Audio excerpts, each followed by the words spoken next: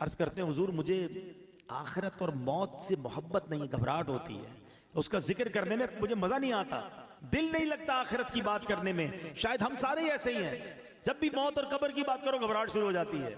क्या शानदार जवाब दिया नबी पाक ने। हदीस पाक का खुलासा पेश कर रहा हूं। फरमाया बंदे का दिल उधर लगता है जिधर उसका माल हो। तुम अपना माल आगे भेज दो, तुम्हारा दिल भी आखिरत में लगना शुरू हो जाएगा। मैं इसको एग्जाम्पल के जरिए समझाता हूं। हम कराची में रहते हैं, ठीक है। एक बंदे ने अपने पैसे भिजवा दिए लाहौर, वहां दुकान ले ली, फैक्ट्री लगा ली, घर लगा लिया। अब ज्यादा दिल कहां लगेगा? लाहौर। जब देखो लाहौर जाएगा, क्यों? पैसे उधर हैं, इन्वेस्टमेंट उधर है। लोगों ने पैसे दुबई में लगाए हुए हैं, दुबई जाते रहते हैं क्योंकि माल उधर है, दिल भी उधर है, वापस भी नहीं आते। क्या शानदार जवाब दिया, अक्लमंदों के लिए कमाल जवाब है ये। अगर आखिरत में दिल लगाना है ना, है तो बंदा के मेरे पैसे उधर हैं भाई, मैंने अपना माल अल्लाह की राह में सदका किया हुआ, महल तैयार है, मस्जिद बना दी है अल्लाह के करम से। क्योंकि हदीस पाक का खुलासा है, जो अल्लाह के लिए मस्जिद बनाता है अल्लाह उसके लिए जन्नत में घर बनाता है। खुश नसीब है वो लोग जो मस्जिद बनाते हैं या मस्जिद में हिस्सा मिलाते हैं। कुछ ना कुछ पैसे आगे भिजवाया करो, ये अगला अकाउंट है हमारा, जाते कहीं नहीं है, इधर से निकलकर उस अकाउंट में जा रहे हैं जिधर ज्यादा गुजारनी है जिंदगी। तो आका ने क्या खूब बात फरमाई कि अगर आखिरत में दिल लगाना है ना तो अपना माल उधर भेज दे, क्योंकि बंदे का दिल माल के साथ होता है। जब माल उधर होगा तेरा दिल भी उधर ही लग जाएगा।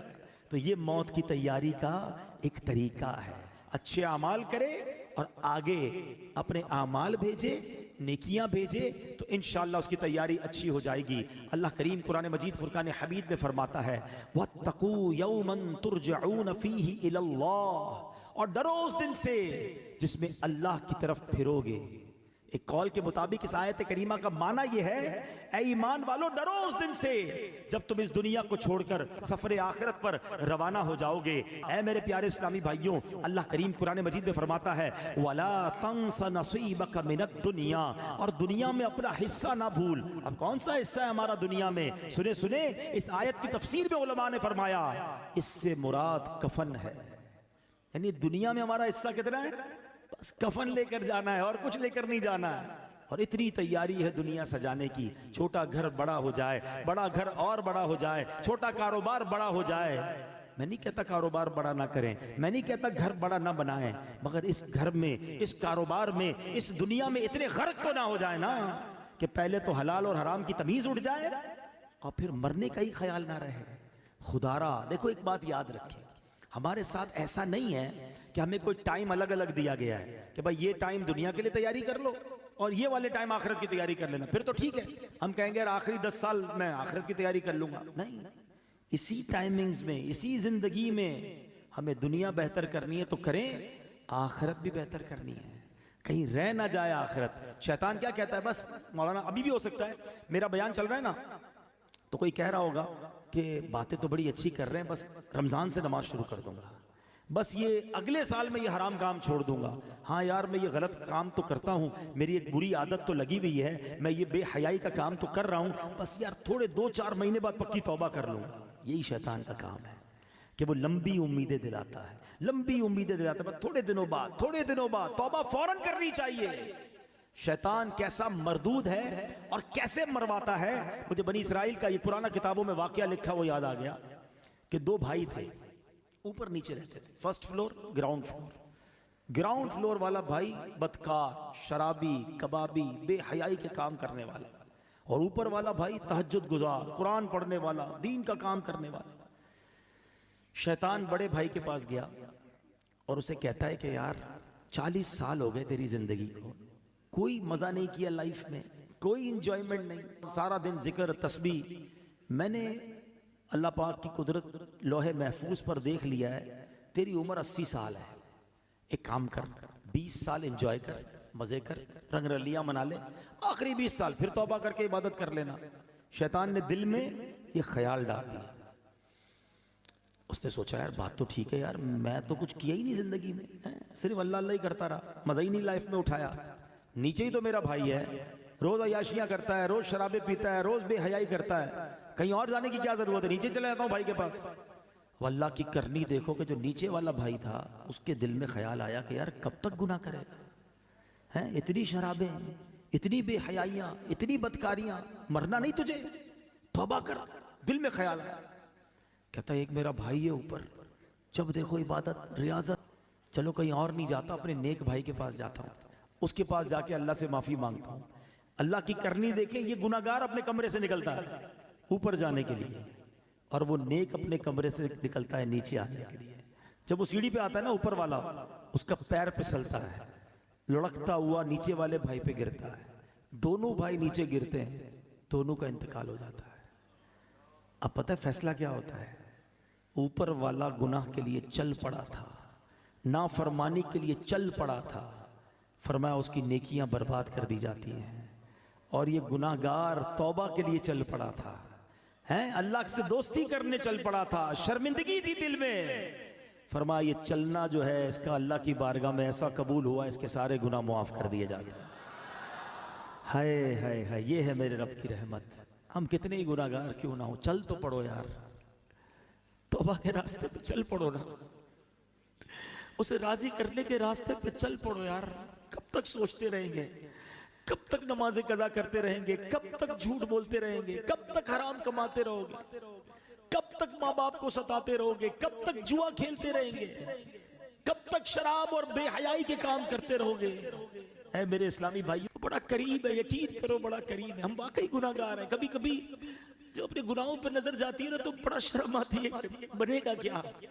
इतनी इतनी बेहयाइयां और ऐसी बेगैरती है कि दुनिया देखे तो गुनाह नहीं करते, मगर रब देख रहा होता है, अकेले में हम गुनाह कर जाते हैं।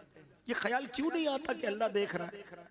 ये ख्याल क्यों नहीं आता कि मुझे मरकर अल्लाह की बारगाह में जाना है? लोगों ने क्या बिगाड़ना है मेरा? यही बात तो आला हजरत ने समझाई है ना कि जिसने सजा देनी है उसके गुनाह करते हुए शर्म नहीं आती, लोग देखते इसकी शर्म आती है।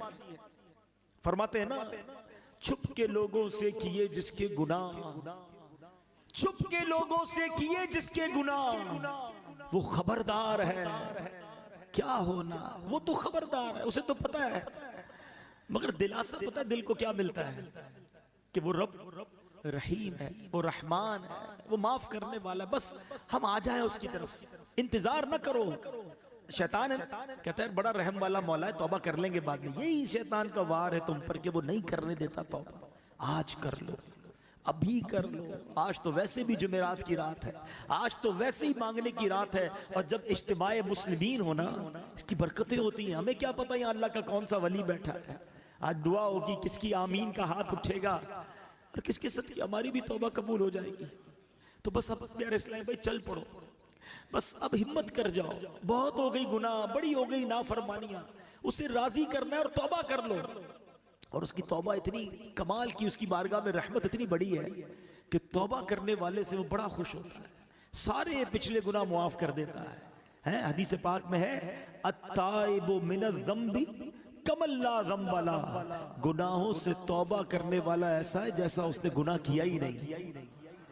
तो फिर क्यों ना तौबा करें, फिर क्यों ना अल्लाह की तरफ रुजू ले आए। अब मैं यहाँ आखिर में, अपने बयान के आखिर में यहाँ ये भी बताता चलूं कि जो ये वसवसा आता है ना कि यार मौत को याद करना क्यों जरूरी है, आओ मैं आपको प्यारे आका अलैहिस्सलाम की हदीस भी सुनाता हूँ और उसके बाद फिर मैं मौत को याद करने के कुछ फजाइल बताता हूँ। अल्लाह के हबीब अलैहिस्सलाम जब लोगों को मौत से गाफिल देखते तो दरवाजे पर तशरीफ लाते, दरवाजे को 3 मरतबा हिलाते और फरमाते, ऐ लोगो, ऐ मुसलमानों, तुम्हारे पास यकीनी मौत आएगी और वो अपने साथ वो कुछ लाएगी जो उससे लाना हो। खबरदार, हर कोशिश करने वाले के लिए एक इंतहा है और हर कोशिश करने वाले की इंतहा मौत है। बस कोई पहले जाता है, कोई बाद में। हजरत इब्ने साबित रहमतुल्लाहि तआला अलैह फरमाते हैं, एक मर्तबा बारगाह रिसालत में सल्लल्लाहु तआला अलैहि वसल्लम में एक बंदे का जिक्र हुआ, सहाबा ने उसकी बड़ी तारीफ की। इस पर प्यारे आका रसूल हाशमी सल्लल्लाहु तआला अलैहि वसल्लम ने फरमाया, वो मौत को कैसे याद करता है। एक बंदे की तारीफ की गई, आपने अगेन क्वेश्चन किया, ये तो बताओ वो मौत को कैसे याद करता है। अर्ज की गई, हुजूर उसे कभी मौत का जिक्र करते हुए सुना नहीं गया। आका अलैहिस्सलाम ने फरमाया, फिर वो ऐसा नहीं है जैसा तुम कह रहे हो। यानी बंदा अच्छा वो है जो मौत को याद करता है। हदीस पाक में है, जिसे मौत की याद खौफजदा करती है, कब्र उसके लिए जन्नत का बाग बन जाएगी। हाँ, अकेले में भी याद करके आंसू बहाया करो, मौत को याद किया करो, क्योंकि ये जो खौफ है ना, ये कब्र के अजाब से बचा लेगा, ये कब्र के खौफ से बचा लेगा। जो इधर बेखौफ है, कहीं ऐसा ना हो कब्र में खौफजदा हो जाए। कब्र में अजाब में गिरफ्तार हो जाए। बारगाह रिसालत में अर्ज की गई, या रसूल अल्लाह सल्लल्लाहु अलैहि वसल्लम, क्या किसी को शुहदा के साथ भी उठाया जाएगा? कैसा सवाल है, शहीद का क्या मर्तबा है? आका ने फरमाया, हाँ, उसको जो दिन रात में 20 मरतबा मौत को याद करता हो। ये तरगीब है? ऐसे नहीं दावत इस्लामी वाले मौत की बात करते, तो हदीसों में है, जो दिन में 20 बार मौत को याद करे, फरमाया उसको शहीदों के साथ उठाया जाए। हजरत अनस बिन मालिक रज़ियल्लाहु अन्हु से रिवायत है, सरकार दो आलम सल्लल्लाहु अलैहि वसल्लम ने फरमाया, मौत को कसरत से याद किया करो, क्योंकि वो गुनाहों को जाइल करती है और दुनिया से बेरगबती पैदा करती है। हजरत सुफियान सौरी फरमाते हैं, हमें एक बुजुर्ग ने ये बात बताई कि हुजूर अनवर सल्लल्लाहु अलैहि वसल्लम ने एक शख्स को वसीयत की कि तुम मौत को कसरत से याद किया करो, वो तुम्हें दूसरे गमों से आजाद कर देगी, और गमों से बचना है ना तो मौत को याद किया करो। हजरत दक्काक रहमतुल्लाहि तआला अलैह फरमाते हैं, जो मौत को कसरत से याद करता है, 3 बातों के जरिए उसे इज्जत दी जाती है, रिस्पेक्ट पाता है। गौर से सुनो, फरमाया उसे तौबा की जल्द तौफीक मिलती है। मौत याद होगी तो बंदा तौबा करेगा ना, कि यार मर जाऊंगा, तौबा कर लूं। दूसरा, उसे कनात की दौलत मिल जाती है, थोड़े पैसों में भी खुश रहता है, ज्यादा हल में मजीद नहीं होता कि यार मरना है अब और क्या करूंगा, वरना ये भी आ जाए, वो भी आ जाए, उसका भी छीन लूं, उसका भी लूट लूं। वो कनात की तौफीक मिल जाती है, क्योंकि मौत याद होती है। तीसरी बात फरमाई, इबादत में चुस्ती नसीब होती है। फर्ज पढ़कर भागने का जी चाह रहा है, यार आज सुन्नतें नहीं पढ़ता, यार मौत आने वाली है, सुन्नतें पढ़ लेगा। चलो यार अब तो चलूं, यार मरना है, नफल और पढ़ लूं, मगरिब है तो अव्वाबीन पढ़ लूं। तो ये जो मौत याद होगी ना, तो इबादत में चुस्ती नसीब होगी। तस्बीह निकालेगा तो रखने को जी नहीं चाहेगा, एक और पढ़ लेता हूँ यार, अभी कभी भी मर सकता हूँ, ये कब्र में काम आएगा, कब्र में नूर बन जाएगा। तो तौबा आसान, इबादत आसान, अगर बंदा मौत याद रखे। और फरमाया कि जो मौत को भुला देता है, वो अपोजिट इसके 3 बातों में गिरफ्तार कर दिया जाता है। तौबा में ताखीर करता है, यार बाद में कर लूंगा, अभी तो जवानी है, अभी तो शादी भी नहीं हुई है, अभी क्या तौबा करूं, मजे कर लूं, फिर अल्लाह अल्लाह करूंगा। क्या जवान मरते नहीं हैं? शादी से पहले मरते हुए नहीं देखा अपने लोगों को? कभी भी जा सकते हैं। फिर फरमाया, बकदरे जरूरत रिस्क पर राजी ना होना, और पैसे चाहिए, और पैसे चाहिए, क्योंकि मौत तो भूल चुका है, हराम कमाता है, रिश्वत लेता है, सूद लेता है, मौत तो याद ही नहीं है। और तीसरा फरमाया, इबादत में भी सुस्ती हो जाती है, बाद में पढ़ लूंगा, अगले जुम्मे से नमाज पढ़ूंगा, रमजान से नमाज पढ़ूंगा, इससे पहले ही मर गए तो सोचिए, मौत को याद करना बहुत सारे फायदे लाता है। हजरत काबुल अहबार रहमतुल्लाहि तआला अलैह फरमाते हैं, जो मौत को पहचान लेता है उस पर दुनिया के गमो मसाइब आसान हो जाते हैं। ऐ मेरे प्यारे इस्लामी भाइयों, इमाम हसन बसरी रहमतुल्लाहि तआला अलैह ने फरमाते हैं, नबी पाक ने सहाबा किराम से पूछा, क्या तुम सब जन्नत में दाखिल होना चाहते हो? यही सवाल मैं आपसे कर लूं, सारे कहेंगे ना कि हम जन्नत में जाना चाहते हैं। साहबा ने कहा, हुजूर जी हाँ या रसूल अल्लाह सल्लल्लाहु अलैहि वसल्लम। तो अल्लाह के हबीब ने फरमाया, अपनी उम्मीदों को मुख्तसर करो, मौत को आंखों के सामने रखो, और अल्लाह पाक से हया का हक अदा करो। अल्लाह करे कि ये बातें हमें याद रहे, हम अपनी मौत की तैयारी की कोशिश करते रहें और तैयार रहें। मैं एक मशवरा देता हूँ, हम में से किसी के पास गारंटी है कि वो 1 साल जिंदा रहेगा? 1 महीना, अच्छा 1 दिन, आज सुबह तक कोई जिंदा रहेगा उसकी हाथ उठा दे। आगाह अपनी मौत से कोई बशर नहीं, सामान 100 बरस का है, पल की खबर नहीं। इसका मतलब हमें पता ही नहीं कब मर जाए, आज भी मर सकते हैं ना। तैयारी कब करोगे? तैयार रहना पड़ेगा। यानी मैं रोजाना ऐसे जीऊं कि आज मर जाऊं फिर भी अल्लाह राजी होगा, कब्र जन्नत का बाग बने, ऐसी लाइफ गुजारनी है। तो ऐसी लाइफ गुजारने के लिए हमें अपने शेड्यूल को, अपने लाइफ स्टाइल को बदलना पड़ेगा ना।